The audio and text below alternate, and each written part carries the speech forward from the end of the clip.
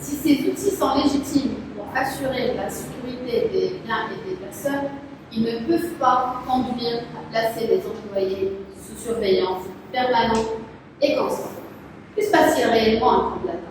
Pourquoi tous ces avertissements et sanctions des salariés? Quel est le vrai but derrière ce dispositif? Ou tout simplement, qui sont les parties gagnantes? Toutes ces questions et bien d'autres seront l'objet de notre débat aujourd'hui, cette émission. Et on a avec nous Anis Soumri, représentant des salariés et membre du comité d'entreprise à Comdata. Camarade, bonjour. Tu peux nous expliquer, nous donner une idée déjà de ce qui se passe sur le terrain, le ressenti des salariés et comment est leur vécu dans les plateaux ces jours-ci? Merci pour cette invitation. Aujourd'hui, je serai la voix des conseillers vis-à-vis du sujet de l'utilisation de la télésurveillance dans le cadre de la lutte contre le Covid. Aujourd'hui, un conseiller qui travaille 9 heures par jour, connaissant la nature de l'activité ou la nature du travail d'un tel conseiller, il doit en plus de sa nature de travail un peu spéciale supporter le masque à longueur de journée. Supporter le masque à longueur de journée devient un fardeau supplémentaire. En plus de ça, l'utilisation des caméras pour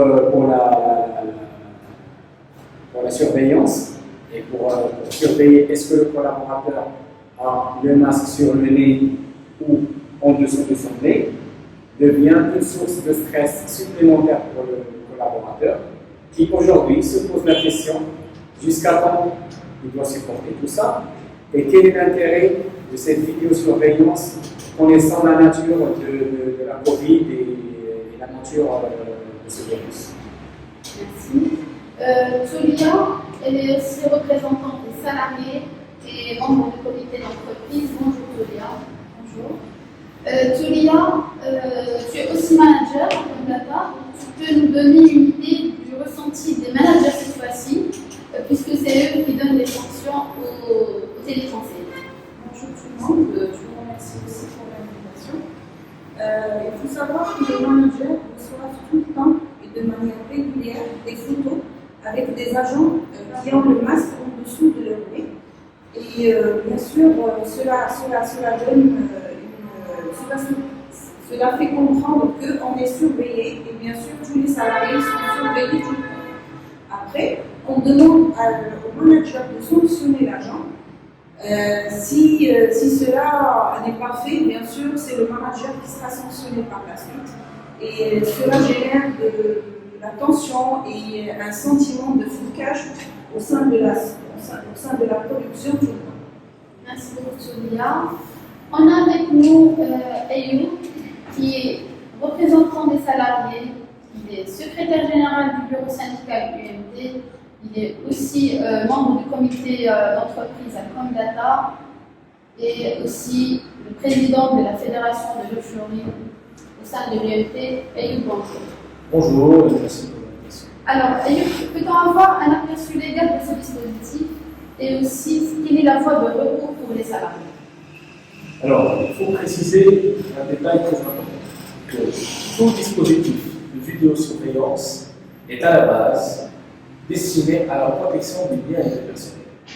Alors, cela veut dire que les caméras doivent être installées dans des endroits qui, là où de forte influence d'accès, pour justement garantir une certaine sécurité, que ce soit pour la marchandise ou bien des biens, aussi bien pour les personnes. Alors aujourd'hui, pour le cas de Comdata, il faut rappeler que nous étions à la base derrière une première plainte que nous avons déposée auprès de la CNTP en 2013 et qui a fait par la suite l'objet de l'intervention de la CNTP qui a accompagné l'entreprise pour qu'elle, à l'époque B2S Maroc, pour que l'entreprise ait l'autorisation d'installer les caméras.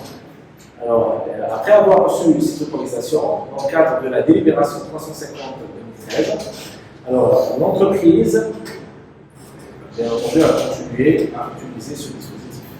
Maintenant, avec le Covid, on s'aperçoit que l'entreprise utilise la vidéosurveillance pour surveiller un ou plusieurs salariés, ce qui est interdit par la délibération de la CNTP. Donc aujourd'hui, au point de vue légal, le fait de dire que le simple fait de surveiller les salariés est motivé par le fait que c'est dans le cadre de la préservation de la santé des salariés, ne tient pas la route, vu qu'il y a une problématique de droit des données personnelles et d'atteinte à la vie privée et d'atteinte aussi au droit d'image.